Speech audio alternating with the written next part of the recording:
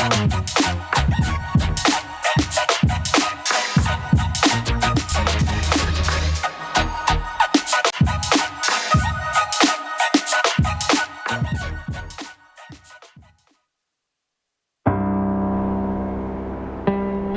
never know where life will lead us or what may hinder us along the way. But while every day can feel like one big question mark, it doesn't have to. With the right insights, strategies, and solutions from Western and Southern Financial Group, together we can look ahead to leave the unknown behind. What's Pro Football Focus doing? Last week they had Brady. This week they got Brady. We're literally doing it differently from everybody else. As a matter of fact, moving forward from this point on, I will not make reference to PFF. Ready to get into it? Yeah. All right. We're going team by team. I would be very careful about slinging stone. Am I going to get sued? We got legal on this? I like football season, all the things that go with it.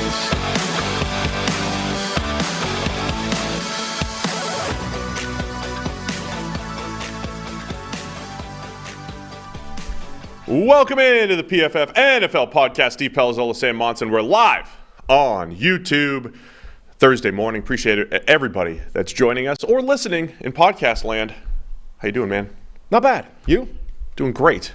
We've got all sorts of fun stuff. Great show today because we called it training camp takeaways, but it's really good. I mean, we're going to focus a lot on Packers-Bengals because we were there. Yeah. In person, and we know that our in-person takes are worth at least 50 times anything we see on film.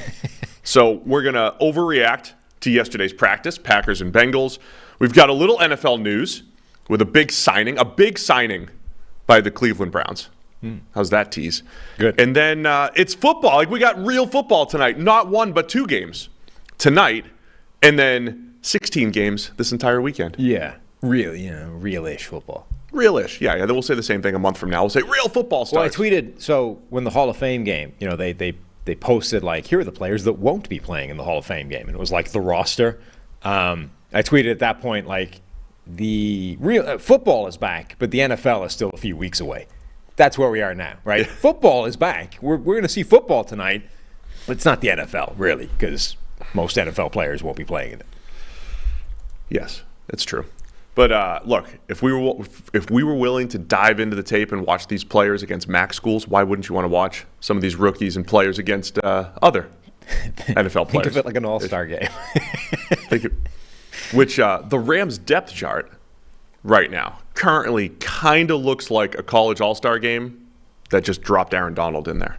Yeah. And now John Johnson III, too. Another big signing. Return. Yeah. The return. Yeah, disappointing career, a couple of years with the Cleveland Browns. It was interesting. I was at Zach Taylor's press conference yesterday while you were still making your way to the stadium. Yeah. And they were kind of asking him, are we going to get to a point where preseason games go away in favor of teams focusing on these joint scrimmages, which most teams seem to do now, right? The joint scrimmage things have become very big. And he was saying, no, it's, there are coaches that have their preferences and still like the live games, et cetera, but he's clearly of the opinion that the scrimmages are, better. And part of it is because you can basically control the situation in a way you can't for the game. Like the game, you are at the mercy of game flow, right? And you might not have a single red zone play in the entire game if the game goes that way. Practice right? what you want to practice. Exactly. Whereas with the joint scrimmages, you can go in there and say, all right, we have neglected this area, or this area has been a weakness. We need to work hard on that. I want a session that does goal line or whatever. And the other team, as long as they agree, now you're doing a session of goal line, you get to practice. Also, their offense might have completely different, desires of what they want to practice than yours. So you can do both at the same time. Like it's just better, and it's less. It's thud contact rather than full tackling when people get hurt. Blah blah blah. It's just, generally speaking, better in a lot of ways for what teams are trying to do at this point, which is, gear up for the season. Less wear and tear. You can get so many more reps. You can get the reps that you want. I don't think the games ever go away, of course, because, they bring fans in. And money. Money, of course. Right. But even as a coach, though, I assume you also want to get your dry run for calling game flow. You go 3 and out, just sit there and, run 10 offensive plays with no structure. You have to get used to that as well. Not necessarily, though. I mean, Vrabel is turning over basically head coaching duties to one of his assistants, like basically saying, Yeah, in one of the games. I don't have any use for this. You play head coach for this game. Yeah, but it doesn't, like, he's still sitting there, he's taking his own mental reps as a coach, getting back in the swing of things. And Vrabel's taking mental reps during the preseason game? Yeah, you know that. The PFF NFL podcast is sponsored by Western and Southern Financial Group. While you focus on your roster moves, Western and Southern helps advance your money moves. Buying your first home, planning to start a family, wondering how to make your money grow? Well, Western and Southern's playbook of life insurance, investment, and retirement solutions helps you rest assured on game day. Team up to understand needs and address goals with a game plan built just for you. Get started at westernsouthern.com/PFF. Yeah, that led to something like the reports out of camp and everything. When a team's focusing on the red zone and it's like QBX had 6 touchdowns today. Mm-hmm. It's like, yes, they were working on red zone. And that, but people still don't really understand that perspective. So getting into Packers-Bengals yesterday. Well, nobody reports with any context anymore. With any context. We were saying, we were basically saying you should. It would be quite a funny bit if you basically went to all these training camps and tweeted stuff deliberately absent of context, right? Like, somebody missing from training camp. You're like, like Sean Clifford getting reps with the ones. Maybe Jordan Love's gig is under threat just because Jordan Love is like sitting out that drive or whatever. Yeah, just because But people don't. If you want to give the benefit of the doubt to some of these guys, like, it can be difficult to get the full context live at the time on the sideline when everything's going on and things are happening fast. But we do live in this world where half the information out there during training camp is just contextless tweeting from nobody. I do hate not having a replay. It is a tough way to watch a game. And it's also difficult. Not just replays, but the ability to just see things over and over again, rewind, whatever it might be. It's also difficult to kind of get a general sense of something during, so you tweet, Bengals defense is suffocating the Packers offense, right? And then they go to red zone, and the Packers offense actually gets some success. You're like, well, that's invalid. And then it goes back, it can change 3 times in the course of a practice, and it's difficult without waiting until all the way to the end of it. And then, okay, now here's the composite of my opinion on this entire topic. Well, nobody waits for that. That was the one where somebody's like, oh, look at these PFF guys completely contradicting themselves. Because I said Christian Watson was wide open on a touchdown. Right.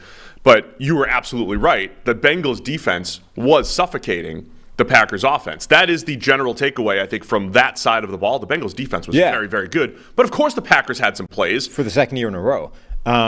In joint scrimmages. But also, a picture is worth 1,000 words. There was one really nice play from Jordan Love to Romeo Doubs down the sideline for what would have been a big touchdown, or is a big touchdown. And it's like, well, that carries more weight than somebody's saying. And it's the opposite. But it also goes back to what I was saying, where if that was a game, if we were actually watching a game, the Packers may have gone 3 and out 3 straight times. Yeah. Instead of we're running 12 plays. Right. And 2 of them were successful. Overall. And there's no connection to there. So. If you were saying, how did that practice overall roll up into a game performance? Green Bay's offense scored 12 points. Yeah, I think that's fair. Including the 7 touchdown bomb to Dobbs. And they may not have gotten into the red zone where they did do nice work and had a few nice passes against the Bengals defense, right? Mm-hmm. So let's talk about this a little bit. We're on the sideline hanging out, and it was Packers rules. Which meant we could only film during periods 1, 2, 3, parts of 5, 11, and 13. It was a 7 thing in there as well. Doesn't matter. And then it's irrelevant. That's when we could film, and those were pretty much all special teams periods. Yeah, and then that was made even more difficult by the fact that there were scoreboards at the end that show you what session it is, session 8, whatever. They were telling different numbers. So one scoreboard was number 10, one scoreboard was number 11, and B, neither of them were correct. So they were both telling you the wrong number, a different number, so nobody had any idea what session we were in. It was pretty easy to know when you couldn't film. It was when real football was happening, you can't film it. If someone was about to kick a ball, fair game. So those were the rules there. So we couldn't get any one-on-ones. We couldn't get anything fun. You and I also chose to watch Packers offense versus Bengals defense predominantly because personally I didn't have the stomach for the I just didn't want to watch the other side. I wanted to see Jordan Love, bigger story. It was Jake Browning and Trevor Siemian on the other side for the Bengals offense. I wanted to see Packers offense. Yeah, the way training camp is set up in Cincinnati is there are two parallel fields, one offense versus the defense on one side and then the flip side in the other field. You have access to essentially the perimeter, but mostly on one side. So you can get a good look of either one of those fields, but no good way of seeing them both up close. So you basically have to choose whose offense you're more interested in or whose defense. And yes, the Jordan Love Green Bay offense was the more interesting thing absent Joe Burrow. So that's where we stayed most of the time. They should have let us in the middle. Yeah. I mean, we are consultants for both teams. That's true. They should have let us right in the middle. So high-level takeaway, that side of the ball in particular, I thought the Bengals defense did look very good.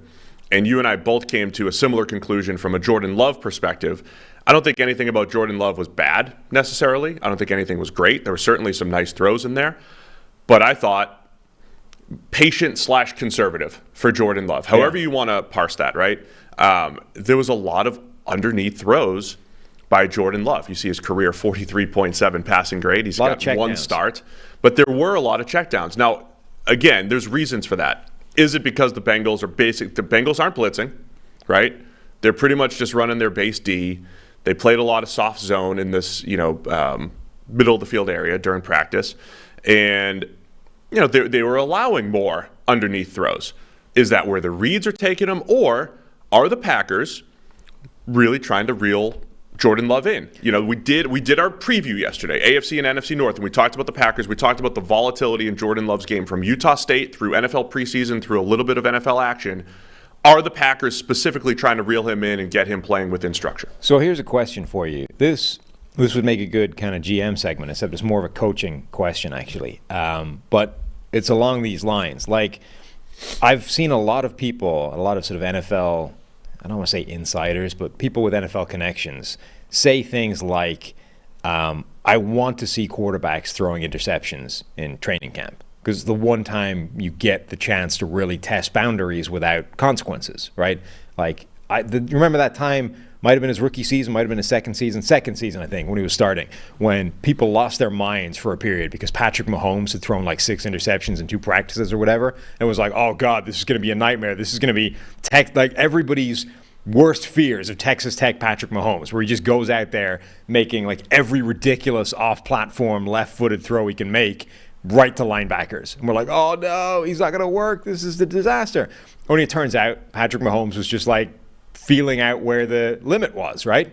And then as soon as he figured that out, it's like, right now I'm never going to throw an interception again. Or, I'm going to be the best quarterback in the NFL going forward. So a lot of people have sort of made that point that I would like to see quarterbacks making mistakes and throwing interceptions in camp because it's the one opportunity you get. On the other hand, you have evidence like this where Jordan Love is either playing quite conservatively right now just by himself or is being steered into that potentially to try and overcorrect a tendency to make those big mistakes in game. I saw Pittsburgh reporters saying that apparently Kenny Pickett has currently thrown 1 interception in training camp, like the entirety of it, and that interception hit the receiver in the hands. Is that actually a good thing? I think interception totals are overrated generally. I still think avoiding turnovers is good. Again, there's the nerd football community who might say, forget it. You just look at EPA, forget the actual interceptions. But it's like it's taking a thing that's already noisy and then making it even noisier by saying you'll control the EPA on it too. So it's already a noisy thing. There's got to be context. So if Kenny Pickett hasn't thrown a real interception, but he's not making any downfield throws, then I'm concerned. But if there's a highlight reel George Pickens downfield chuck all the time from Pickett, which there is, maybe that's encouraging. I will say it's not like Jordan Love didn't take shots. It was more when the Bengals were taking away downfield throws as well. And I think it was actually good that Love was taking the underneath stuff. And then when there were one-on-ones on the outside, he hits Romeo Doubs on the deep ball. He tries to hit Luke Musgrave on a deep ball and overthrows him. So they were taking shots when they needed. So I'd say the whole interception thing is just overrated on both ends, whether there's no interceptions or there's too many. unless we can see it and there's actual context. If somebody's going to say, look, Baker Mayfield has 8 interceptions, he has something like that in camp, and 6 of them are like right to a linebacker, okay, that's good. But again, Jordan Love threw a pick yesterday in the red zone. It was a bubble screen, and Mike Hilton just jumped it like he did in the Titans-Bengals game a couple years ago in the playoffs. Just jumps the bubble screen and picks it off. 99% of the time, the interception on a wide receiver screen is not the quarterback's fault. Unless he made a misread on the RPO. Right. But again, that's like the punishment doesn't fit the crime. If you misread an RPO, generally it should be like a tackle for loss. But Mike Hilton jumps the screen, the receiver doesn't block him, and Jordan Love gets an interception. And the report is like, hey, Jordan Love threw a red zone interception. And it's like, yeah, it really wasn't. Maybe he misread the RPO, but like he didn't deserve to have an interception because of it. It was just a great defensive play and a missed block. So there's just context that's needed with all this stuff. I need a turnover-worthy play number. But yeah, I think I lean toward I'd rather see quarterbacks be aggressive. So if there are big plays being made in camp and interceptions are coming with it, I'm okay with that. But it's a little like, it feels a little like to me, like turnovers on 4th down, you know? It's like it's going to be a turnover anyway. You might as well heave it up and see what you can do. Like in training camp, there's no longer any negative consequences to that play. So I don't take a trust. shot. I don't trust anyone else's eyes, right? Like we see this all the time. You know, like late in a game, there's like 7 seconds left, and you know you're going to be kicking a field goal or whatever, and the quarterback sometimes takes it and he throws it outside the numbers, and it's like if the throw's there, he'll make it. If it's covered even a little bit, he'll just overthrow it. I still don't think people can understand that context, and they're going to be like, man, this dude sailed it by 20 yards. Like I don't think people understand context, so I don't trust anyone else's eyes except people, like a few people. Yeah. So that's where it's like a bad game of telephone sometimes coming from training camp reports. Yeah, I mean, you always need to be there every day, see every throw, and like come to your own conclusion about what's actually going on. Like the Kenny Pickett has thrown 1 interception thing, and that wasn't his fault, right? You can't actually come to the conclusion of what that means without having seen every throw he's attempted. Right? It could mean he might not be taking enough shots. He might be being too conservative, right? From the evidence, all the information you currently possess, which is minimal highlight, highlight performances and like reports, right? We don't have enough information to know what that means. It could mean he's being too conservative and he actually needs to be more aggressive and make some mistakes because in the NFL, he's not going to have the opportunity to discover where that line is. It could also mean nothing, that he's actually already doing that and he just happens to have been laser accurate and not made any mistakes so far, which would be great. But from the information we have, it's impossible to tell which. It could mean he's not taking any shots to the middle of the field, which is the thing we wish that they would do more of, and the only shots are when he's got these very distinct one-on-ones. That was like the Alex Smith thing, right? Alex Smith needed, until 2017, clear as day, wide open, and then he'll make the downfield pass. And if it wasn't there, he was going to check down. And there's a certain level of success with that, but I think I'd rather lean toward a little bit more aggressiveness for my QB. So I thought I didn't have any strong feelings either way on Jordan Love. He certainly wasn't trash. But the conservative, patient part of it, I thought was an interesting takeaway in this very small sample size for Love, if he plays a different game there. I'll also say this about the Packers offense. Christian Watson's speed, I saw it in person, so now I know he's fast. I saw that he's fast. Christian Watson's really fast. I couldn't tell last year because I wasn't there in person. Yeah. But now that I saw it yesterday, he is very fast. Confirmed fast. Yes. So when Christian Watson lines up in a tight split, so when he's closer to the offensive line or the tight end, it is a scary proposition for defenses. It was the case last year. This is what the Chiefs would do with Tyreek Hill, whether it's inside receiver in a trip set with 3 receivers, whether he's the inside receiver there or if it's just generally a tight split. Because there's always the danger that he's simply going to run a crossing route. And usually the cornerback's going to have outside leverage against the tight split. And if the Packers choose to run a crossing route with Watson from a tight split, good luck. You can't cover it. Same thing was the case with Tyreek Hill. And they did that in the red zone yesterday, and Watson had like 4 steps on Cam Taylor-Britt for a wide-open touchdown. They did similar stuff last year when Aaron Rodgers was the quarterback. I still think Christian Watson looks like they're going to lean into that athleticism, and I'm telling you, when they line him up tight, it's scary. So there's some big playability there for the Packers offense. I thought Jaden Reed running with the ones, their second-round receiver out of Michigan State, looks quick, looks fast. All the reports out of camp are true. Rookie tight end Luke Musgrave, he is running with the ones as well. They're moving him around the formation. He had some good, some bad yesterday, but it's an intriguing young receiving core for the Packers. Romeo Doubs has the deep ball. It's going to be all first and second year pass catchers for the Packers. There might be some growing pains, but you can also see all the potential for those guys as well. Yeah, Romeo Doubs stood out to me. He was almost always open.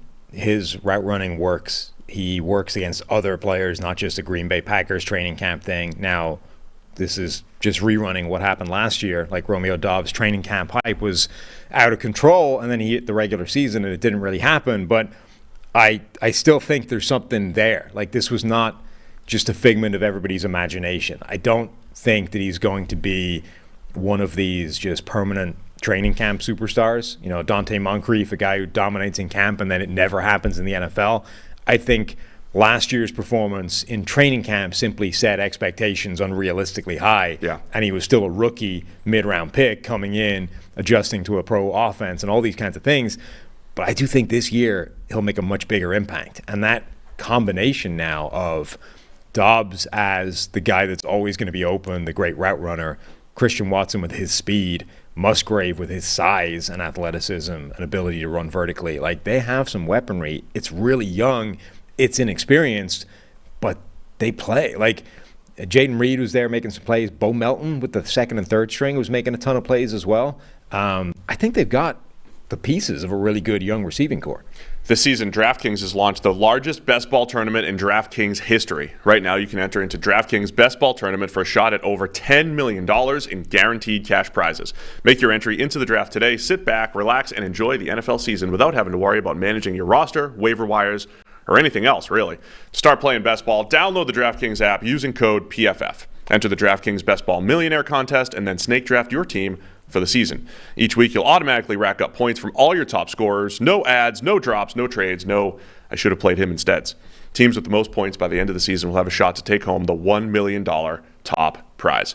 So what are you waiting for? Head to the DraftKings app and sign up with code PFF and start playing best ball today. Join the DraftKings $10 million best ball tournament only on DraftKings with code PFF.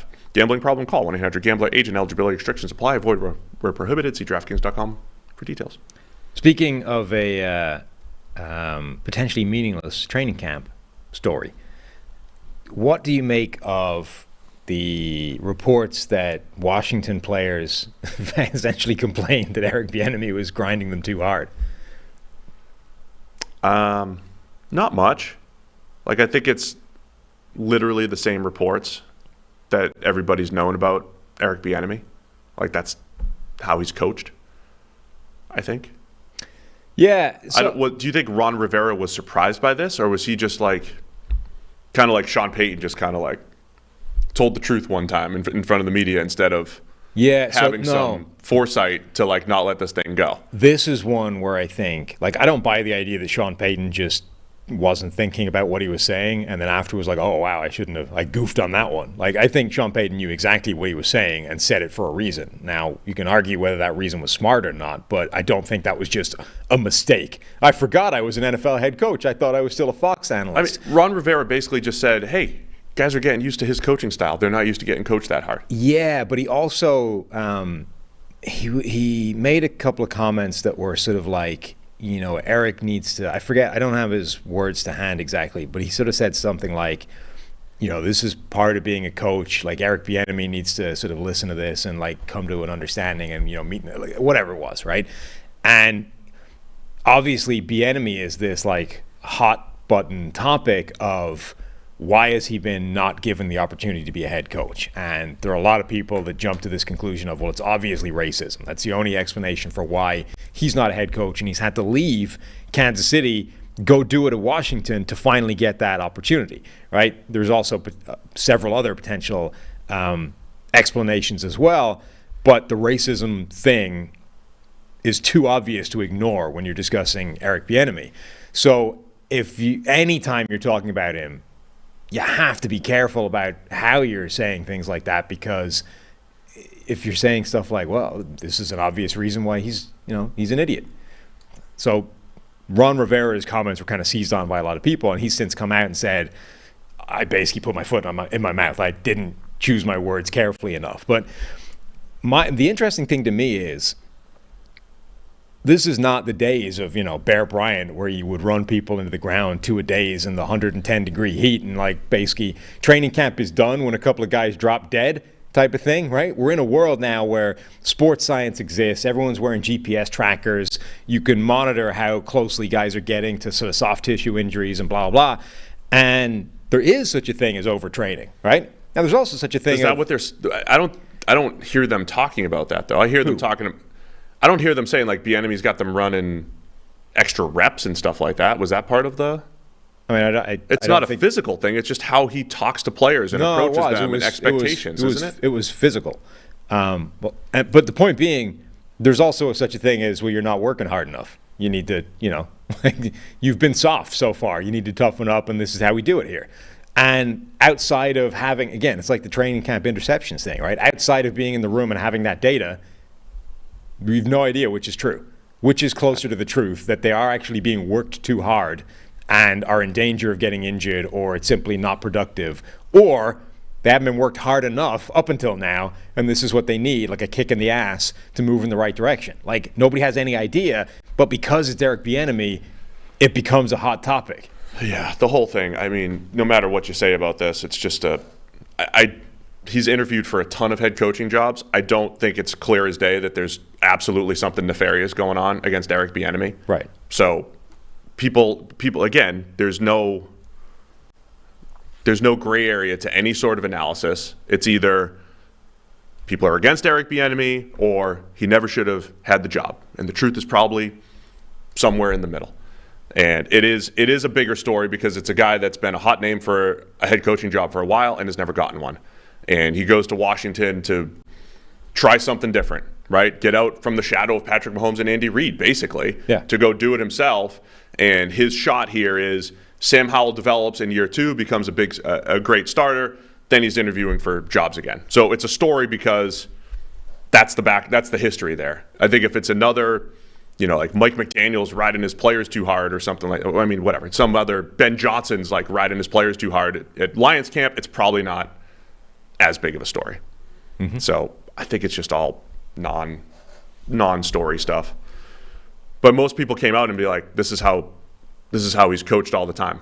And yeah. Some people like that and some people don't. Right. The same way when teams hire coaches, you go from Bill Parcells to Pete Carroll in New England. You go from the guy that's, right, tough to play for to the players coach. And you always just go back and forth. I mean, that's just what people do. There we go. Did we tiptoe around that well enough? Yeah.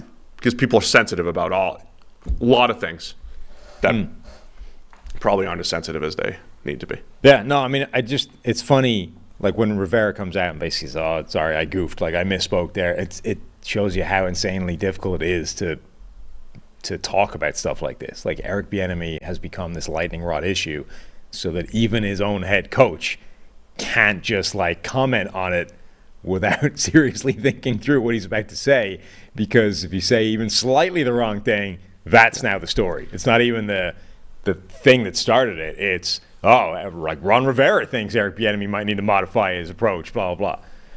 Charles G. in the chat says, coaching hires are 75% relationship-based, like it or not. And I know there's a lot of reports about the, family members, a lot of family members around the NFL and everything. But again, you and I work in a business. You understand how important relationships are and trust.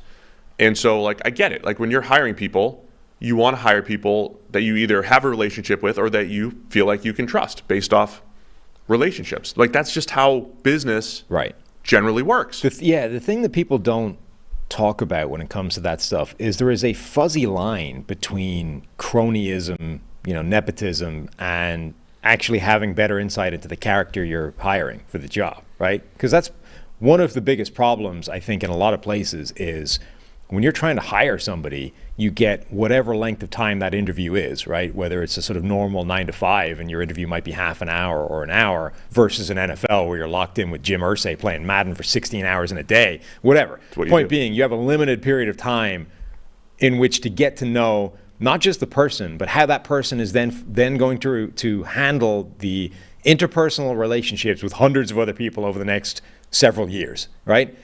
That's not easy to do. Like, I would have a much better understanding of how you would react in 58 different hypothetical scenarios than I would a guy that I just talked to for an hour, which is just a reality of it, right? So if I think that you would handle those things better than some random that I just met, I'm going to give you the gig versus them because I have a better understanding of how you approach things, not because I like you more.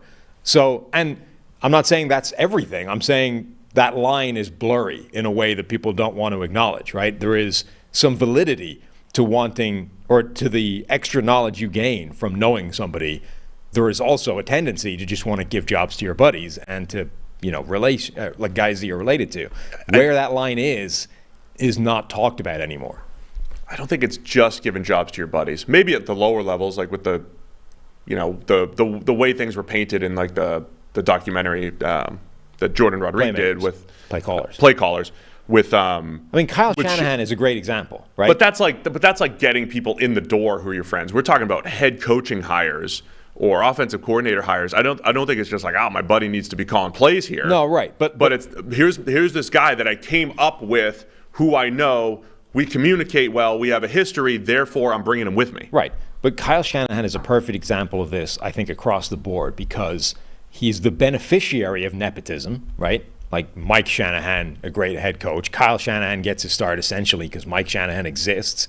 And then Kyle Shanahan has birthed this coaching tree of his buddies who were all in this room together, and they were literally like, they became this like clique in Washington, like these young guys who weren't the same as these old crusty coaches and blah, blah, blah. So it was this specific little ring of cronies, but they've all succeeded. Like, you can't look at it and say, this isn't the way the world should work, because if it was, we would be hiring better people and everything. Like, all of these guys have come out well.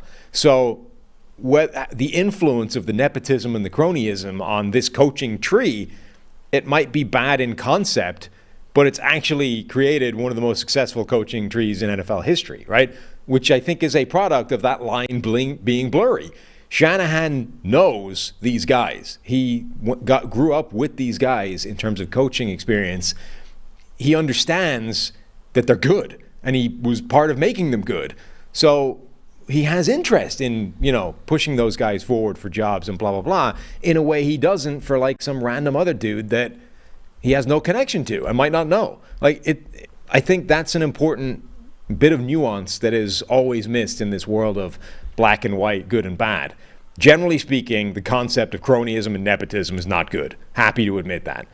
But there's a reason it happens, and it isn't purely 100% I just want to look out for my buddies and my relatives. It's like you actually derive benefit from the extra knowledge you have on a person when you're friends with them or when you are related to them. Yeah. I mean, like anything else, there are qualified people that come out of that, and there are probably unqualified people who unnecessarily get put into positions that they don't need to be put into. Yes. Are we good with that? Great. We're just hitting all the big topics today. Racism, cronyism, nepotism. We're just knocking them down one after the other. It's awesome. Bengals, Packers practice? Yeah, what else stood out to you? So that was from the Packers perspective. Packers perspective, I thought playmakers on offense, Jordan Love playing a patient game. I just want to see if that carries over into actual football games. Packers backup quarterback situation. Ooh. I mean, because Sean Clifford, they draft him in the 6th. He doesn't look ready to play. No. He was taking the snaps with the twos. Is it Magoo or Magoo? You kept saying Magoo. I think it's Magoo. USFL star. I believe it's pronounced Magoo. MVP, please. USFL MVP. I mean, he's the second best quarterback on the team. Yes. I haven't been following the camp reports. I don't know if he's normally the 2 and he was just running with the 3s yesterday. He only got signed recently. So they had... He's the second best quarterback. Was it Danny Etling they cut? Like, he was the 2. They cut him. Sean Clifford became the 2 essentially by default. Magoo got signed at some point along the process, and I think simply hasn't yet had the chance to overtake Clifford. But based off what we were looking at, that has to happen. Just trying to be kind here. Okay. Magoo's the second best quarterback behind Jordan Love. Sean Clifford, he had the same feels that you had about DTR, but you forgot to catch DTRs last season where he improved. You had those same feels about Sean Clifford throughout his entire Penn State career, except he was still kind of that like uneven, solid, okay college quarterback who you just didn't completely trust. And he just was holding the ball forever. And the Packers either have Magoo as their backup, I think, or they have to look elsewhere. Yeah, so Magoo was only signed July 19th, so he's only been there a couple weeks. Yeah. Bengals-wise, I'm with you, though. Like, the defense was hard-hitting. There was a couple plays where Trey Hendrickson was blowing things up in the backfield, even on three-man rushes. You know how the Bengals will do that. They'll drop everybody out, rush three, and much like they have the last couple of years, Trey Hendrickson still winning with the three-man rush is just such a cheat code for any kind of defense. DJ Reader had a really good quick win in the pass game. Yeah, Reader had some wins in the pass game, but was also like wrecking every single run play, almost single-handedly. He also got smoked in the face by Elgton Jenkins, who started a couple fights. Yeah. And Reader just no-sold it, as I said yesterday on Twitter, but like The Undertaker, just stared him down. So Elgton Jenkins was involved in both of the fights, one with DJ Reader. I kind of want to go down today just to see, because usually that stuff, Festers? Yeah. Coming back today for... Day one, you get some scuffles. Day two is when people really throw down. Well, that's where last year Vrabel. I was at camp last year when Vrabel was in the middle of a fight, and then I was at camp when Donald was chucking helmets around last year. So I kind of don't want to miss what's going to happen today. Well, day two, if you lost the fight or the scuffle, you've sat there for the next 12 hours and thought about it, and you're like, oh, I'm not taking that. So Jermaine Pratt was the guy in the first scuffle, I think, with Elgton Jenkins, and then DJ Reader was the second one. Elgton Jenkins left practice early. I don't know if that was voluntary or not. Yeah, go cool off. Right. But yeah, he was involved in both of them and was out of practice before everybody else. So I thought the Bengals defense looked really good. Yeah, they gave up a couple balls down the field and a couple plays in the red zone. DJ Turner, I was tweeting about DJ Turner quite a bit. He was the second-round rookie out of Michigan. Was making some jokes because he was a model guy, and I liked him. And when he started off with a great training camp, I'm like, there it is. Pryor's confirmed. DJ Turner is awesome. He's having a great camp. There was a point where he had broken up a pass. He was in tight coverage on a red zone fade against Romeo Doubs that was overthrown. He was in tight coverage on Luke Musgrave, who, again, I want to reiterate for fantasy implications. Many formations by the Packers. Are we allowed to say stuff like this? Are we allowed to report on formations? 'Tis better to ask for forgiveness than permission. Okay, so please forgive me, Packers. Luke Musgrave was split wide quite a bit yesterday. So there was a play where he had a step. Musgrave had a step on Sidney Jones, who's running with the ones for the Bengals. He was not targeted. There was a later rep where Luke Musgrave's lined up out wide. Doesn't have a step on DJ Turner. Turner was right there in his hip pocket, gets overthrown. And as I was joking about DJ Turner's 98 PFF grade during training camp today, yeah, there it was. You could grab the other tweet because like 3 plays later, he gets burnt deep for a 50-yarder against Romeo Doubs. So can we just, by the way, the 98 is no longer valid. But DJ Turner overall has had an impressive camp and looked pretty good. DJ Turner in lockstep and tight coverage in the hip pocket of Luke Musgrave. DJ Turner is 5'11" and 181 pounds. Yeah. Luke Musgrave is 6'6" and 254 pounds. Yeah, he's big, so he's looks big. 7 inches shorter, plus whatever the hell wingspan that generates, and 70 pounds lighter, and was covering the guy like a blanket down the sideline. Yeah, he did a good job there. And that's one of those, like, Jordan Love overthrows it. He's not trying to overthrow it, but when you have that matchup, you got to at least give your guy a shot. It's okay to throw an imperfect, right? When you throw a deep ball, you want to hit a guy in stride, obviously. But when you have that type of mismatch, it's okay to throw more of a jump ball. It's okay to underthrow it a little bit and let Musgrave go up and get it over Turner, but Love just completely overthrew him on that particular play. So DJ Turner playing pretty well overall was a takeaway for me, and he got some run with the ones, so I think he's kind of battling Sidney Jones for that cornerback spot opposite Cam Taylor-Britt. Yeah, no, he looked pretty good. What else for you? A model guy. Yeah. I didn't love him in the pre-draft process, but he did look pretty handy yesterday. It's funny because I didn't love him watching him on film either. It's just data's good. Now, he also got wrecked by Dobbs, so Yeah, he did on that one play. Back. He does run really fast, but he gives up a little bit too much room and press sometimes, so Dobbs stacked him and just ran away. So yeah, I think the data was strong for DJ Turner, but I get some of the some of the hesitation based off of the Michigan film. There was some freak plays on there, and there was some not so good stuff. Did you have any other takeaways? No, I think we've kind of covered everything. DJ Reader really stood out. Generally, that Bengals defense, it ebbed and flowed a little bit over practice, but for the second year in a row, I thought the Bengals defense was generally suffocating the opposing offense. They did it to the Rams. It really stood out a year ago, and this was before we knew that the Rams stank. But what was the league's best offense the year before came into Cincinnati and couldn't get a pass away without it being broken up or challenged in the air by Bengals defense.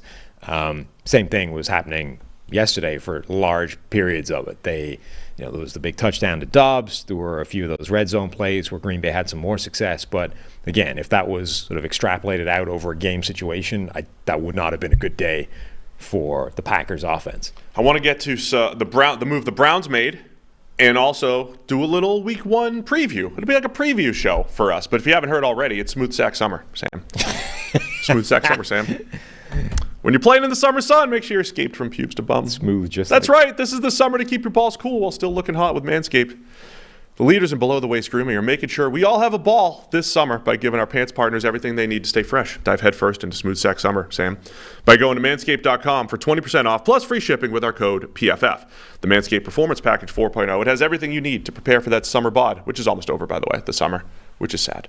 They've built the ultimate grooming bundle for your summer grooming. So get in right now. Their Lawnmower 4.0 trimmer features a cutting-edge ceramic blade to reduce grooming accidents thanks to their advanced skin-safe technology. Lawnmower 4.0 is a 7,000 RPM motor, new multifunction on-off switch, and it gives you the ability to turn the 4,000 LED spotlight on and off when needed for a more precise shave. Did I mention the trimmer is also waterproof? Beach, lake, or shower, the razor will work anywhere. Manscaped even threw in 2 free gifts to their Performance Package 4.0. It's the Manscaped Boxers and the Shed Travel Bag. So get 20% off plus free shipping with the code PFF at manscaped.com. That's 20% off plus free shipping with the code PFF. Manscaped.com. It's Smooth Sack Summer, boys. Get on board or get left behind. Did you edit the read live? Maybe. I didn't want to say that part again. Really? Yeah.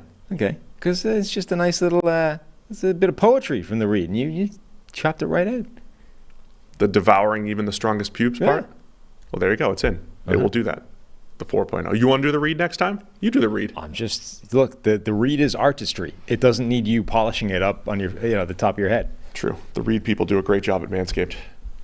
The Browns have signed Shelby Harris. Yeah. To their defensive Another line. defensive line addition. We were praising how much they'd overhauled that group on our AFC, the North's preview show, and they weren't finished. They keep going. So now Shelby Harris, who arguably, he starts for them, right? He's better than Jordan Elliott on NFL evidence. Much as we liked Elliott coming into the draft, he's shown almost nothing to suggest that. So I think Maurice Hurst had a good shot of starting over Jordan Elliott. Shelby Harris is probably the best player they have to try and play 3-tech, right? Yeah, I think so. He was not as good last year, right? With no, and he Seattle, hasn't been. But he's got a history of pretty good, just underrated performance, especially when he was with Denver. And Shelby Harris has not been a prototypical 3 technique by any stretch of the imagination himself. He has played a lot of his snaps in a variety of different alignments, but I wouldn't say that he's principally always been a standard 3 technique. Sorry, he was fine last year. 74 grade last year. It was 2021 was the only grade he's had. Not 70 or better. And we're talking about a guy he had a 90 grade in 2018, an 88 grade in 2020, 74.8 last year, solid run defender, solid pass rusher. Those are the types of moves for relatively cheap money. It's a one-year deal, right? Fine. Yeah. At this point in his career, you get 1 year of Shelby Harris, and you just add that to the mix where they've added so much to that line.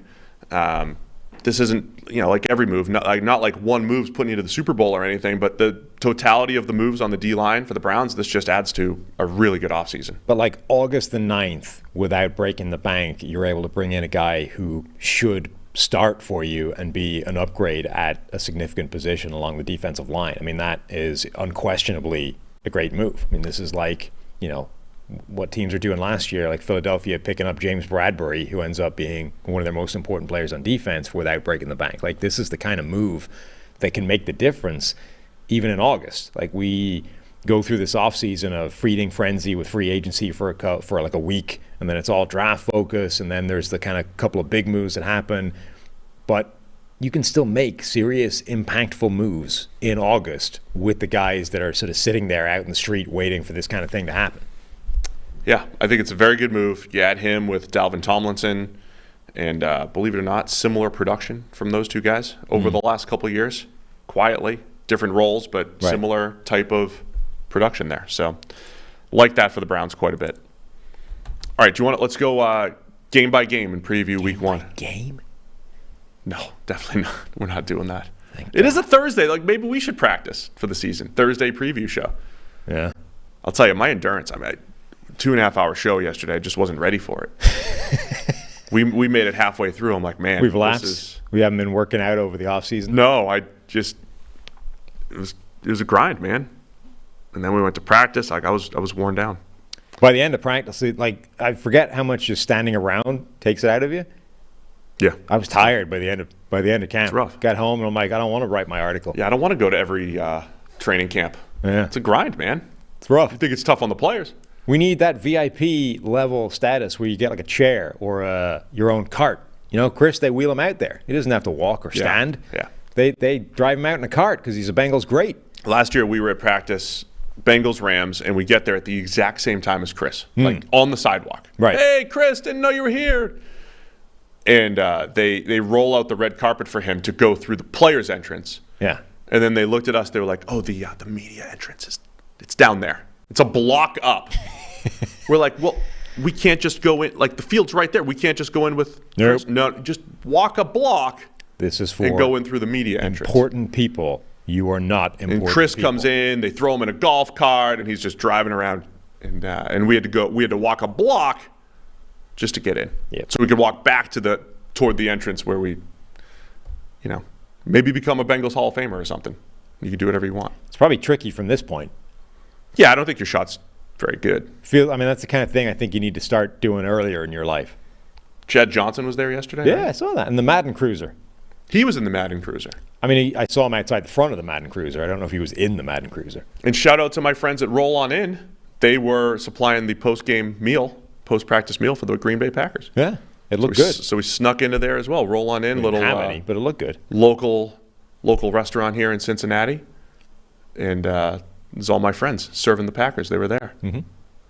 So anyway, let's go. What are you looking for in preseason week one? It's exciting. First look at several NFL players.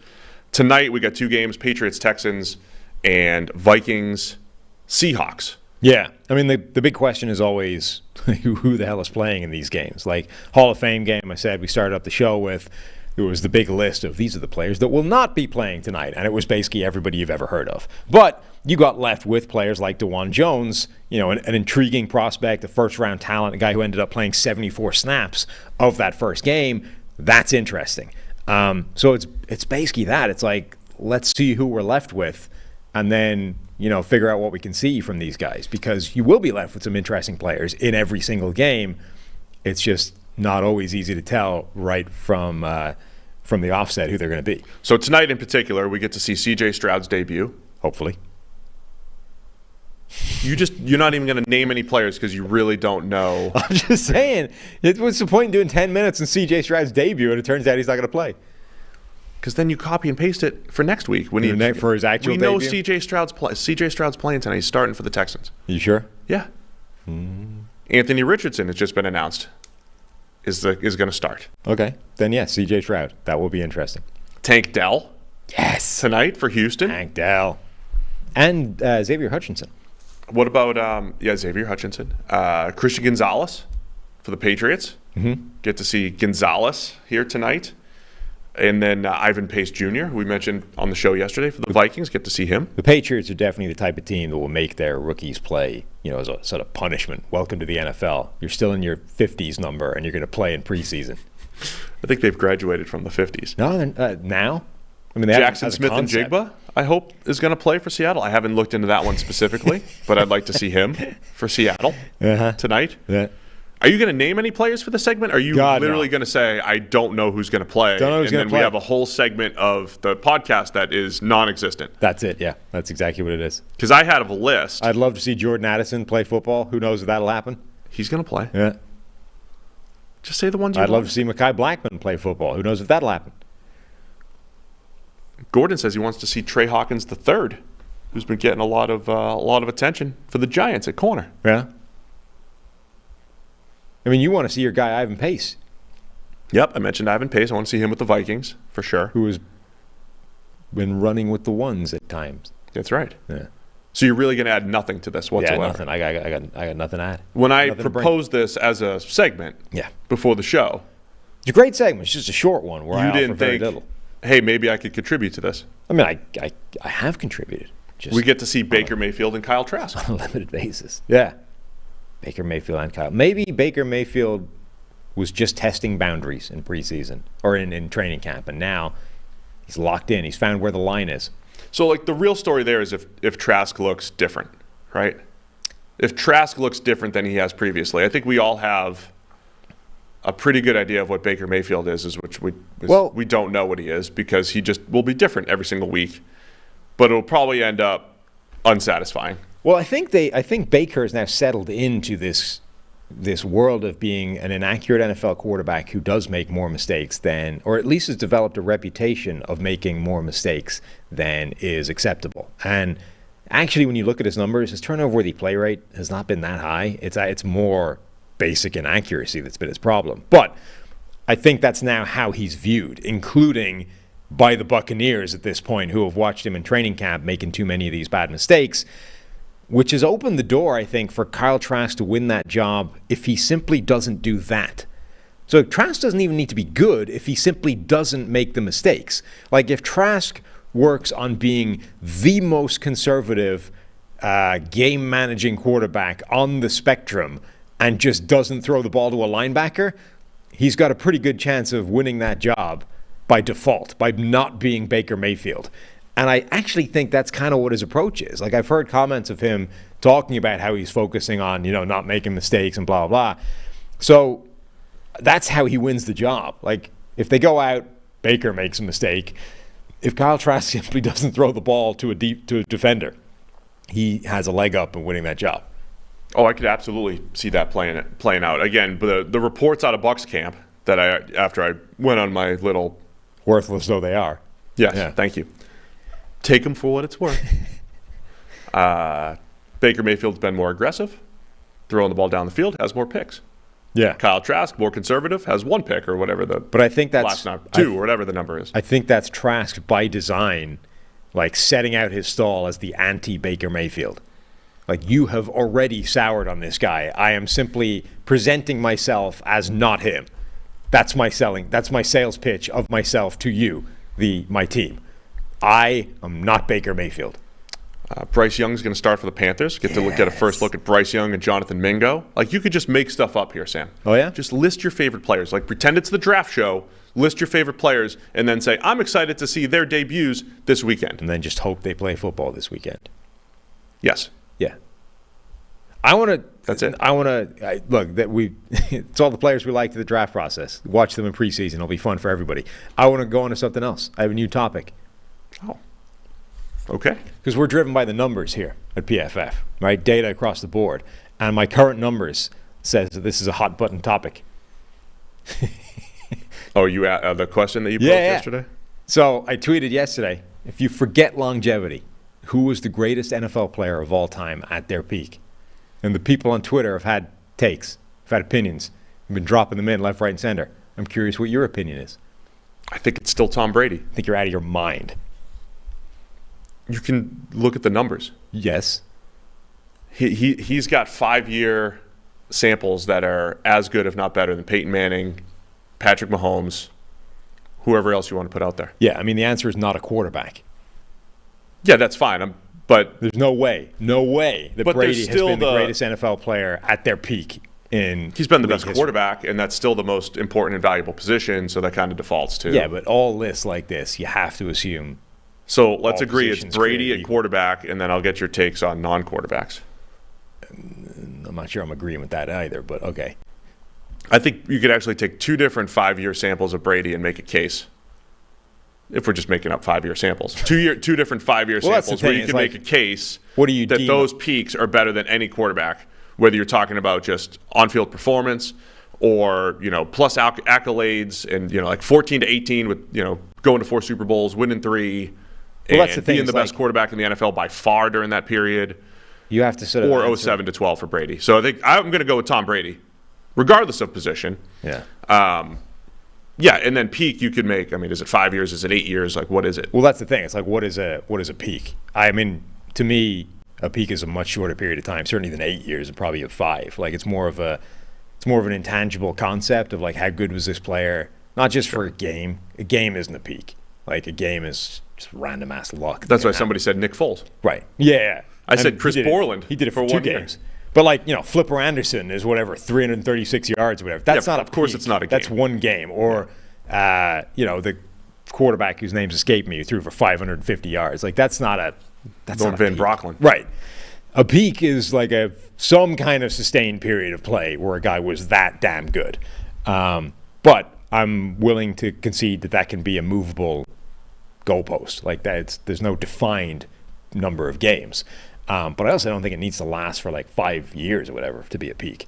To me, it's definitely not a quarterback. Like, I don't think any quarterback had the level. Because to me, the easiest way of measuring these things, like greatness, is how much better were you than the next guy at what it is you do.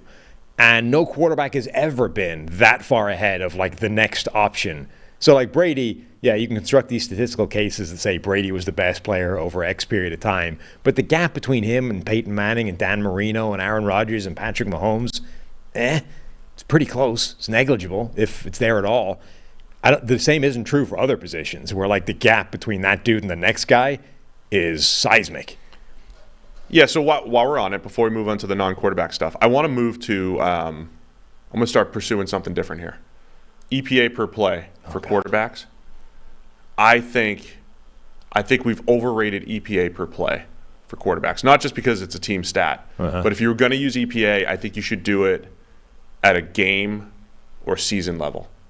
I think for quarterbacks, because the per play, because if you've got more on your plate as the quarterback, you're going to provide more value to your team, right? So like Russell Wilson has some of those games where he throws the ball 25 times at like a ridiculous EPA per play rate. But what's more valuable for the team? Russell Wilson throwing 25 times, or a Brady or a Rodgers or a Breeze throwing the ball 45 times, and maybe not having the same per play rate because they're going to throw more underneath stuff or whatever it might be, but it's still better than running the ball.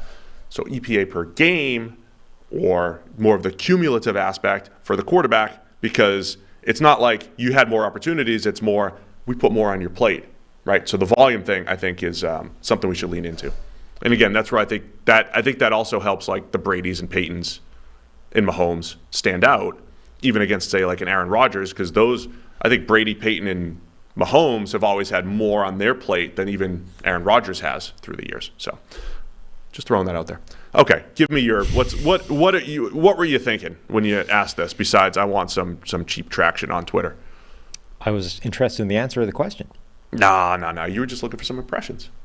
I find that we focus too much on longevity when we start to talk about greatness and the best ever. To me, greatness and the best has always been more interesting in terms of who hit insane peaks, even if it didn't last. And I think that's true. That is true across all sports. I've always been more drawn to the guy who was like the incredible flame that burned out fast versus the dude that just trucked on burning for 25 years and therefore became the greatest almost by default.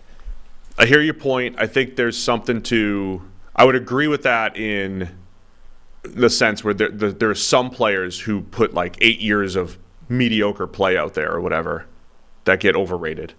But I still think longevity means something. So not like Frank Gore's averaging 3.9 yards per carry for the last 12 years of his career. Nothing like that. Sorry, Frank. I know it's a little better than that. But being very, very good for a long time, even if you're not There's merit playing to at the it. I'm not elite saying it's level, I think is worthless. extremely valuable in any sort of GOAT discussion or whatever it might be. Now, who are the peaks? What is it that you're look, there's looking at here? There's merit to it. I'm not saying it's a worthless thing, but I think we focus way too much on it, and I'm far more interested in the guys that hit the highest level. So now I'm interested in who your players are. Who are you thinking about here? So wide receiver is an interesting one, right? And not a consensus. There's a lot of people have suggested a lot of receivers for wide receiver. Jerry Rice remains in the conversation for a lot of people. Calvin Johnson jumps up to the top when you talk about just peaks. Antonio Brown, the late Austin Gale, tweet. He didn't even. I don't think he even replied to the tweet. He messaged me specifically my tweet and then said the answer is Antonio Brown, like seasons 2014 to 16 or something. So there's a lot of different opinions. I don't think I've ever seen a wide receiver. Sterling Sharp got a few comments as well. Sterling Sharp, huh? I don't think I've ever seen a wide receiver more dominant over a period of time than Randy Moss early in his career. And interestingly, people have said, 2007 Brady is the greatest performance of all time.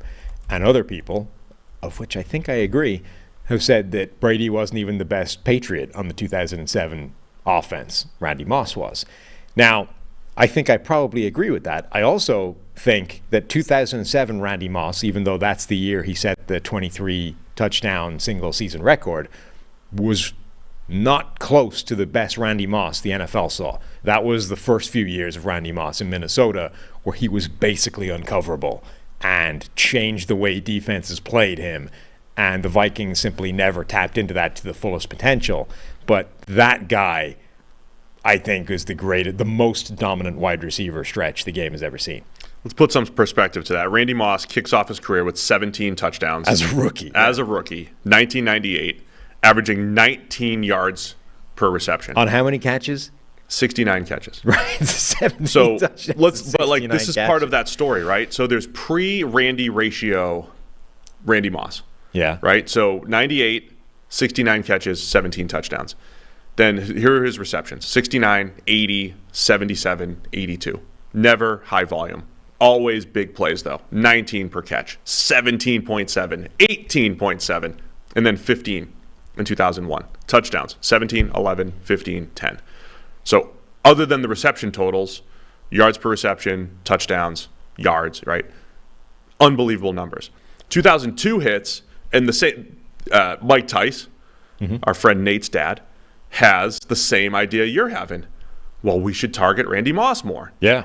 And so they start to feed him the ball. He gets his 106 catches, right? Way more than he's ever had.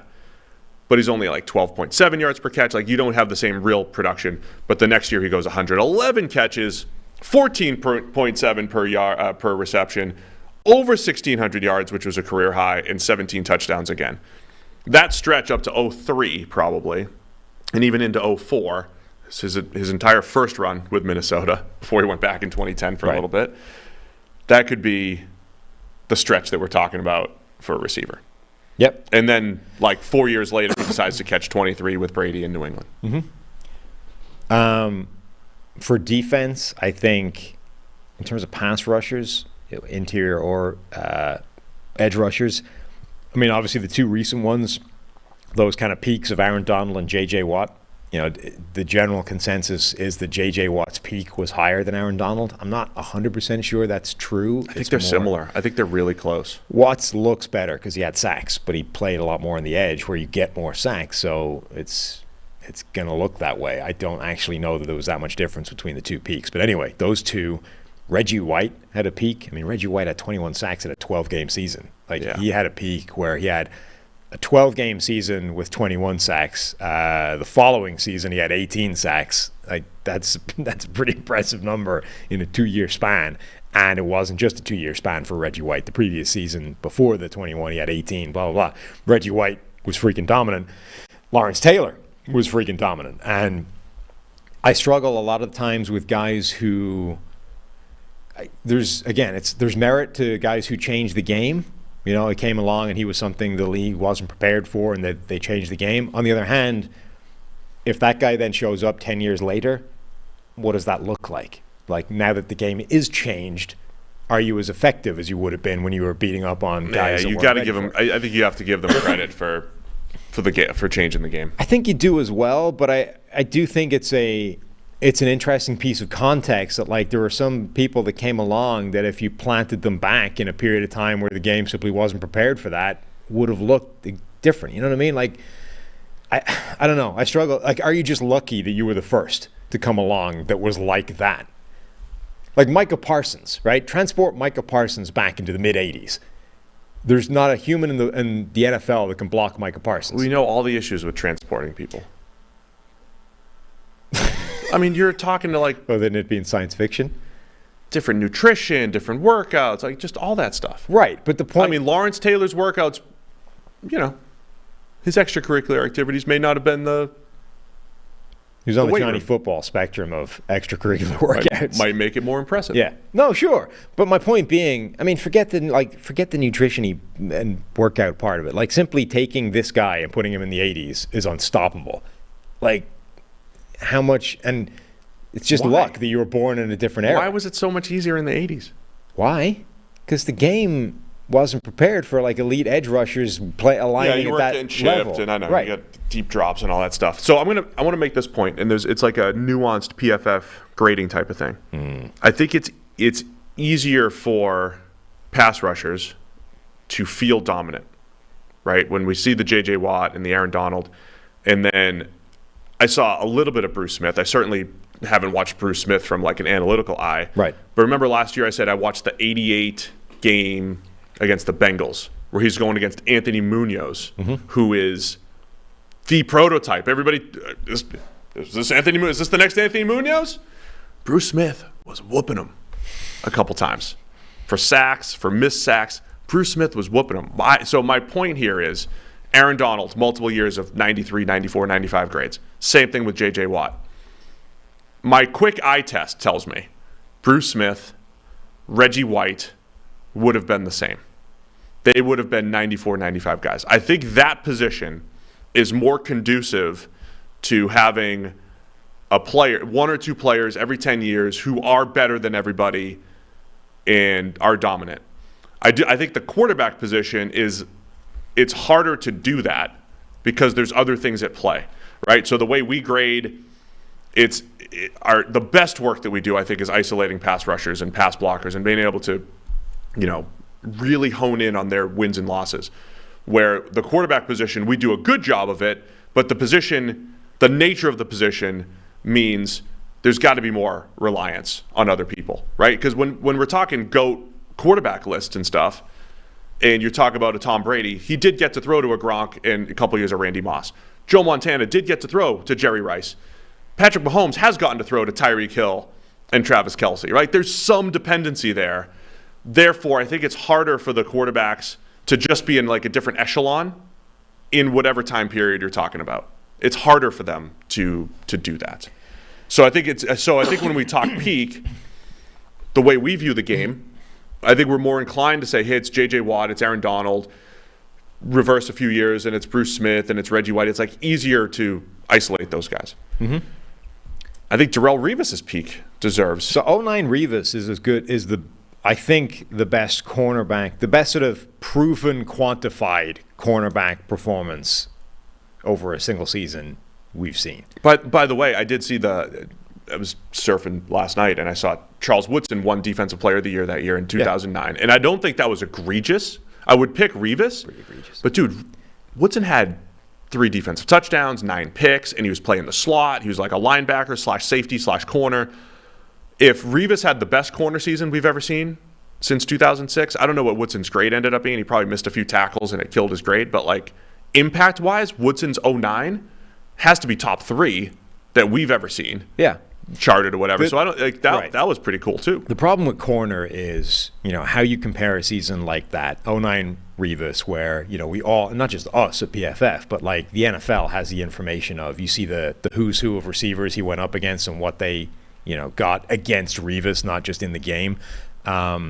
And it's incredible. Like, it's obvious how good that was. But, like, how does that compare to the best year Deion Sanders had, where we don't have that information? Or Mel Blount, who was so dominant they changed the rules because he was beating up wide receivers. Like, Mel Blount has a pretty good argument that, I mean, there's never been another corner, really, who was so dominant during their peak that they actually changed the damn rules to stop him doing it. Like, he was destroying passing, and they were like, nah, this can't fly. You can't do this anymore. This is too much. We're going to change it. Like, by similar argument, you could probably make the case that Deacon Jones was one of the most dominant peaks as a pass rusher we've ever seen. He was so freaking dominant. His move, the head slap, was so unstoppable, we had to stop people head slapping.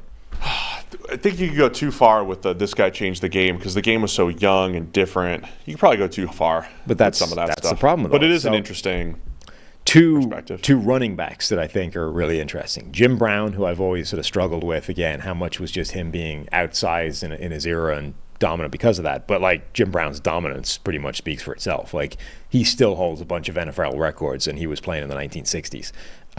Gale Sayers. Gale Sayers effectively played 5 seasons in the NFL and was an all-pro at every single one of those seasons. I mean, that's about as dominant as it gets. Do you have Barry? Barry was definitely, yeah. Because he's kind of like Moss, right? Where early it was incredible. No, I don't want to say that there was like a lull, but you also have his 2,000-yard season came in, 97? Yeah. And so like 10 years into his career, just like Moss has his best statistical year in year 10. Barry was an interesting one because this is the kind of thing I think that gets lost in time. When you rewind, anyone old enough to remember Barry Sanders playing the first time around, when you would hear him being talked about, he was feared. Like, defenses feared Barry Sanders. They were terrified of the one play where they switched off or somebody goofed, somebody wasn't paying attention to the backside cutback, and Barry Sanders would make every single one of them look like an idiot. Nobody ever feared that for Emmitt Smith, And Barry Sanders and Emmitt Smith are basically like exact contemporaries, like 1 year different, I think, when they came into the NFL. And Emmitt Smith obviously is the all-time leading rusher in NFL history, an NFL great, blah, blah, blah. But the difference at the time, and this is what gets sort of lost in history, is defenses were terrified of Barry Sanders individually. Nobody was ever terrified of Emmitt Smith individually. It was like, yeah, if we're not disciplined, he can have some success, and that run game is dominant in Dallas. But they're not like preparing for that game, bricking it that they might get made to look like an idiot on national TV the way Barry Sanders would. And that was like Moss had that as well. Defenses were terrified of what Randy Moss could and would do to them in the course of a game. That, I think, is a sort of signal of greatness. Like if you're actively terrified of the opposing dude, he's probably really good. You get that from some of the top QBs too, right? You get those. You've got teammates who are like, just get the ball to Tom, right. Just get the ball to Joe. They're gonna win the actual game for us, right? So I think you get that from those great players. I think that's a good criteria, though. Scariness. Right. Of the or confidence from your teammates or scariness from opponents. And the other thing when you're doing all these things is like the further back you go, the more nebulous and theoretical the argument is in the first place. I mean, I can't comment. Like, you're going to bring up Don Hudson. Don Hudson, of course. Like, I don't want to bring up. Nobody knows. Like, all we have is the evidence that Don Hudson's numbers relative to everybody else stats. Were like off the freaking charts. But like. I want to take the opposite of the approach of whatever was it the NFL 100, where it was like all guys that were like pre-1960. Yeah. Yeah, I want to take the opposite approach of that. I don't take the opposite. And try to get players that like we're not just looking at Pro Football Reference, where we actually have some feel for guys that we saw. I don't want to take the opposite approach because I think that's equally flawed, where you're just like, no, the only players that have any merit are guys that played after 1985. Like that. To me, doesn't make any sense either. There's just way fewer teams. Listen. It's not that. Like, that's not my concern. My concern is not the flaws of evaluating players at that period of time. Like, there are fewer teams, the schemes are different, like all those kinds of things. My problem is simply the number of people that are still alive that actually have an idea about what the truth was is tiny We just don't know. Like, it could be that Don Hutson is the most dominant single human being that's ever played in the NFL, right? But the number of people that actually have a valid opinion on that is probably, like, you can count them on one hand now. That's mostly my point, which is why I'm saying please don't bring up Don Hutson. It's tell me somebody that you I think you have to bring him up. My point is we don't know. Because I think these are the problems with, like, when you start talking about Barry Sanders, that fear thing, right? If you were born after 1998 or whatever, would pick or not, like, you don't know that. You can read about it, maybe, but it involves somebody actually putting that down in paper. We at least have highlights. We have YouTube highlights. Yeah, but that doesn't, like, anybody can create a highlight reel that looks amazing. You and I were tasked with creating a highlight reel for Keontae Dawson that made him look like a Pro Bowler. Like, the highlight reels by their nature lie. The point being, if you didn't live through it at the time, it's very difficult to appreciate that concept of teams were terrified of that dude, because it relies on secondhand information and secondary sources that documented it in the first place, which they may or may not have. So if you're coming, and you know, you and I lived through Barry Sanders and can appreciate that, but you and I did not live through, you know, pick a guy from the 70s or the 80s or whatever. So do we just not have a valid opinion on those guys? Like, that's the problem with all this stuff. Sometimes, yeah. Sometimes you don't have a valid. That's why when Austin answers things, it's guys from the last 10 years. Yeah. Right? When our friend Anthony Tresh said that Tyreek Hill's the best deep threat of all time the other couple years ago, which I don't think is like, it's not like an egregious comment, but it certainly comes across as like you've only seen the last 10 years of football. Right. I mean, that's a comment a man makes that didn't live through the Randy Moss career. Yeah. Or that's not the start of it. You could make that. You might be able to make the case for Tyreek.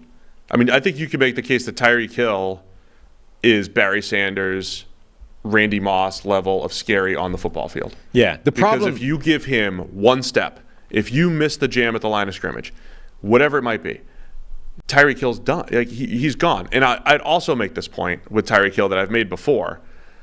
I think you can create whichever receiver you want out of Tyreek Hill. That is a big selling point for him. You can make him a 70-catch, 20 yards per reception guy.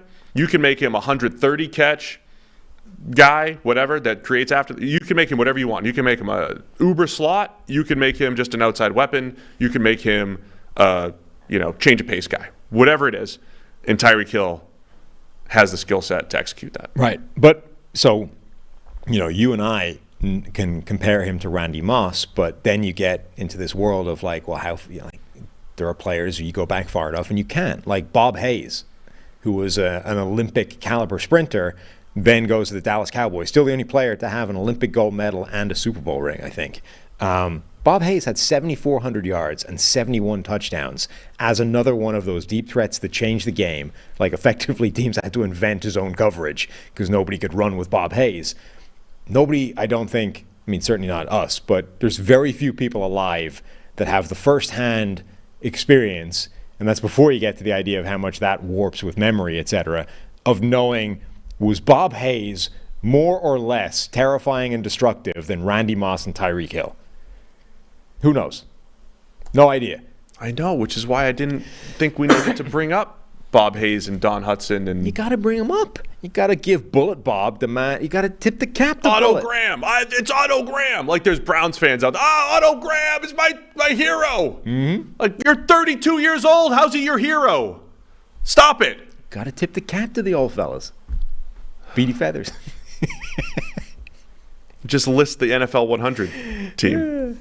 Beady Feathers. There's some great names if you go back as well. Beady Feathers was Gil Brandt was on that panel, right? Picking all the players. Gil? Like the 20s. I would hope so. Gil? He's one of the few people that was old enough to have seen them all. Gil, can you make it NFL 100? Yeah. It's like Lawrence Taylor, Tom Brady, Jerry Rice, and everybody pre-1960. Love it. That'd be the list. Love it. All right. Good show. You hijacked it. That was good. Yeah. Go respond to Sam's tweet so he gets more impressions. Get that Elon money. Get that Elon money. Going to the moon, baby. So, yeah, preseason football. And then and Bullet Bob Hayes. Football this weekend. Here's our tentative plan. Monday, we're going to recap the preseason. We're going to talk about whatever the heck happened here in preseason week 1, all our top takeaways. We'll react. We'll overreact. We'll let you overreact. Whatever you see this weekend, is the most important thing for rookies' careers. The first impression is the only impression because it's the only one we'll have. And we'll talk about that Monday morning, particularly with the rookies. Next week, I think we're trying to get to Detroit for Lions-Jags practice. If you guys we get a GoFundMe for like a hotel room or something like that so we can stay over. Next week's schedule might be a bit messed up because we might be on the road / at practice during the usual show time. And yesterday we did our first season preview, AFC and NFC North. We're going to slow roll those over the next few weeks. Slow roll, probably about one a week. So just be ready. Let them build up. Percolate. Give you some time, percolate even, and give us some time to work up to those 2.5-hour shows. The grind of the season. He's that back into we're it. getting ready for. So We're on a pitch count. we are on a pitch count. Did you see the guy throw the no-hitter last night? No. What's his face? First start in Philadelphia, Yeah. and he threw 125 pitches. Okay. Michael Lorenzen. Yeah. His first game with the Phillies, and he throws a no-hitter. Good for him. But they let him throw 125 pitches. Yeah. That's like unheard of these days. Okay. Do you know I never threw a no-hitter? I don't, but it doesn't surprise me. What do you mean? What do you mean? I mean, Like at any level, I was unable Yeah, that's rough. Yeah. to pull off the no-hitter. I had about 7 one-hitters, Yeah. but I had a whole bunch of like lost it in the last inning, lost it in the last inning, lost it in the last inning. How close did you? Were you just a choker? Well, there was one game I gave up an infield single in like the first inning. Yeah. And then didn't give up a hit Right. the rest of the game. And the guy on the other team, a future teammate of mine, threw a no-hitter. But we won the game 1-0 because of errors and walks. So he walked a bunch of guys. Okay. So we won the game 1-0. I've won a bunch of 1-0 games, but Yeah. I could never throw a no-hitter. Still eats at me. Yeah. Like even like my high school coach is like, man, you want that no-hitter? You got to, like I do want that no-hitter. Never Nope. happened. 1 hit, 2 hit. Plenty of those. But how close to the end of the game did you get? I was 1 out away in Little League, I think. I was 2 outs away. I was like an inning away in high school once. College, I never really got close. But I had like a 3-hit shutout. I had some of those types of deals, Yeah. It's starting to sound like the higher the level of baseball you got to, the further away from getting a no-hitter you got. Yeah, of course, it's harder. The Which older you also get, it's seems harder. to just indicate that, the better the level of the game, the worse you were. Well, I did a good job. The thing that people responded to about the stat line that looks fake. Yeah. And I got to humble brag the time that my ERA was under 1 in a game with all these other major league pitchers, Daniel McCutchen and David Robertson and Sergio Romo. All these guys were like still playing. Romo just retired. I had better ERA than all of them. At one little snapshot a month into the season in 2008 in Double-A. Nice. So there you go. All right, had to talk a little baseball for a minute. I'm out of here. Yeah. Thanks to everybody for tuning in. Enjoy the football this weekend, and we'll see you again on Monday morning for more PFF NFL Podcast.